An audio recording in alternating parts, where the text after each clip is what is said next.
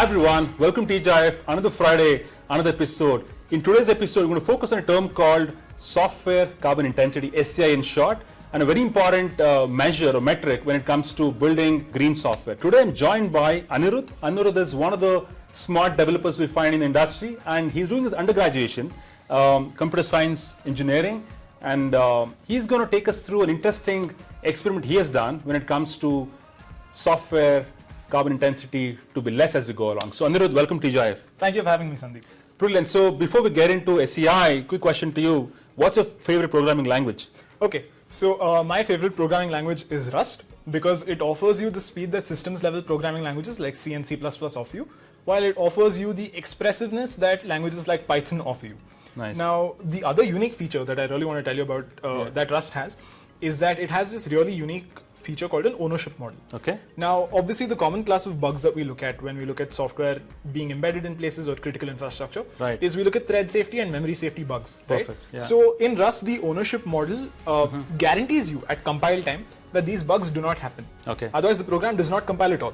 Got it. So, this is one of the really unique features that Rust has, which also enables it to be much faster than other languages. Okay. So that's a technical explanation. Now I've heard this a lot in the student community that Rust is a cool language. Why is that?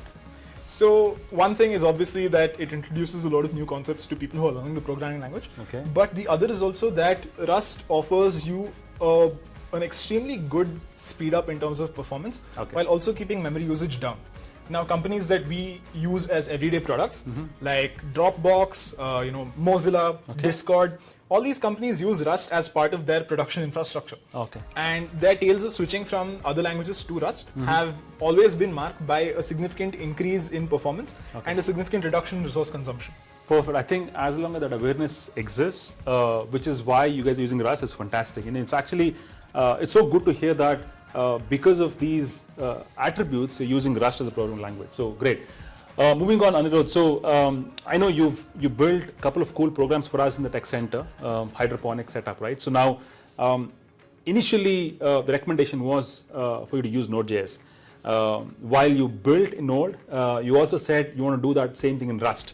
Now, what happened after you built both the programs in terms of utilization of resources, memory, and CPU was an eye-opener.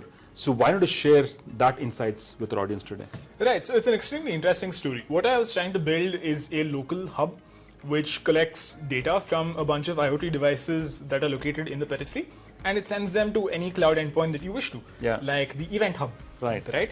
So this device was originally implemented in Node.js, so rather the software running on the device was implemented in Node.js. Right.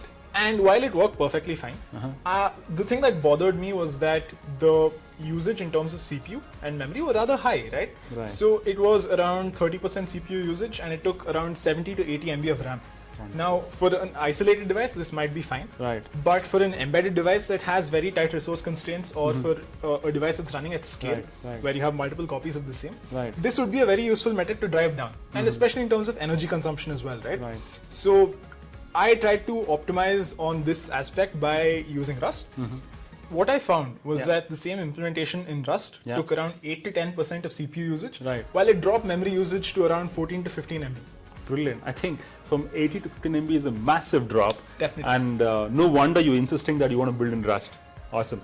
Actually, Anirudh, it's so good to know that you chose a language because you felt it's important to write a program which consumes less electricity and less utilization of resources on the machine. It's such a cool thinking at early stage in your career as a developer. So I think if you look at the Green Software Foundation, which is actually formed by Microsoft, Accenture, GitHub, and ThoughtWorks.